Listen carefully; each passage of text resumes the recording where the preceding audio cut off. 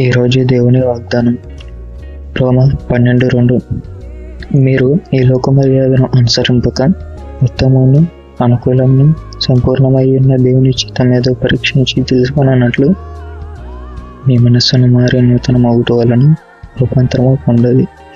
అంటే ఎక్కడ వాగ్దానం ఏం చెప్తానంటే, మీరు ఈ లోక మర్యాదను అనుసరిపోతారు అంటే మనం ఈ లోకాన్ని అనుసరింపక ఉత్తమం ద బెస్ట్ అంటే బాగా మంచిదని, అనుకూలము అంటే అనుకూల రీతిలో అనుకూల సమయంలో సంపూర్ణమైన అంటే ఫుల్ ఫెయిత్ ఉండేది ఉన్న దేవుని చిత్తం మీద అంటే గాడ్స్ విల్ లేదా తెలుసుకొని పరీక్షించి అంటే ఒకసారి టెస్ట్ చేసుకొని తెలుసుకున్నట్లు మనం దాన్ని తెలుసుకున్నట్లు మీ మనస్సును మారి అంటే మన మనస్సును మార్చుకుని నూతన ఒకటి వలన కొత్తగా రూపాంతరం పొందడు అంటే దాన్ని కొత్తగా మార్చుకుని అంటే ఈ లోకాన్ని అనుసరింపక ఉత్తమము అనుకూలము సంపూర్ణమైన వాటిని ఏమి చేపట్టుకుని దేవుని చేతి మీద తెలుసుకొని నూతన ఒకటి వలన రూపాంతరం పొందుడి అని చెప్తుంది.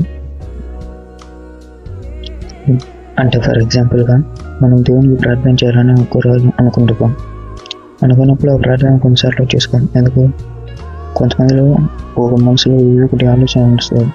లోకస్తులు ఏమనుకుంటారు, మా బంధువులు ఏమనుకుంటారు, మా ఇంట్లో వాళ్ళు ఏమనుకుంటారు, నేను బైబిల్ చదివితే మా ఫ్రెండ్స్ ఏమనుకుంటారు, అది ఇది ఇంకొంతలోకి వెళ్ళి ఆలోచించినట్లయితే అదే ఫ్రెండ్స్ వాళ్ళ ఫ్యామిలీస్ వాళ్ళని ఒకవేళ ఎవరైనా చనిపోతే ఆయన చనిపోయిన సందర్భమైన భోజనాలు పెడతారు. అక్కడికి వెళ్ళి కొంతమంది తినడి నామోషిగా పెరుగుతారు. ఎందుకు ఏమని ఈ లోక మర్యాదను అనుసరింపకనే టైంలో లోకస్తులు ఏమనుకుంటారు, ఆయన అవసరమో మనకు వాళ్ళు చనిపోయిన దినం మీద ఆయన పెళ్లి భోజనం అయితే వెళ్ళొచ్చు అని అలా అనుకుంటారు. కానీ దేవుని వాక్యం ఏం చెప్తుంది, అటు పెళ్లి భోజనం స్వీకరించేదానికంటే ఇలా చావు భోజనం స్వీకరించేది మరింత శ్రేష్టం అని చెప్తుంది. ఎందుకనంటే ఆ టైంలో ఆ కుటుంబస్తులు బాధలో ఉంటారు. మనం అక్కడికి వెళ్ళి ప్రేయర్ చేసుకోవాలి. ప్రేయర్ చేసి వాళ్ళకు దేవా మీరు ఎంతవరకు మీరు కుటుంబానికి తోడైనందుకు థ్యాంక్స్, ఇప్పటి నుండి మీరు ఇంకా కుటుంబంగా తోడేయండి వాడుకోమని సెలవు.